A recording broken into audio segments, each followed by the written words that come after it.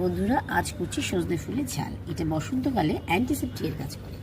সজনে ফুলের ঝাল করার জন্য নিয়েছি ছোট একটা বেগুন, একটা মাঝারি সাইজের আলু ছোট করে করে কেটে নিয়েছি, আর 1 টেবিল চামচ সাদা সর্ষে নিয়েছি।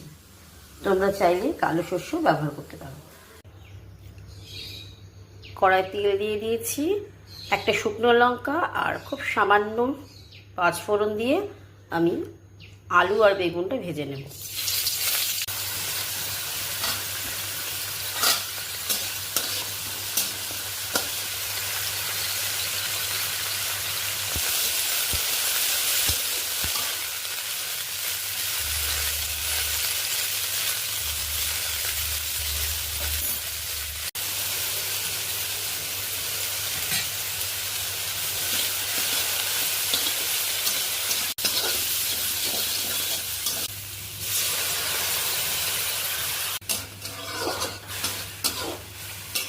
সজনে ফুল সবজি সবই সেদ্ধ হয়ে এসেছে। এবার সর্ষে বাটাটা দিয়ে একটু ফুটিয়ে নামিয়ে নেব।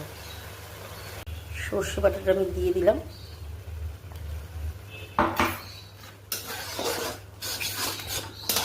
একটু ফুটলে নামিয়ে দেব। রেডি সুস্বাস্থ্যকর সজনে ফুলের ঝাল।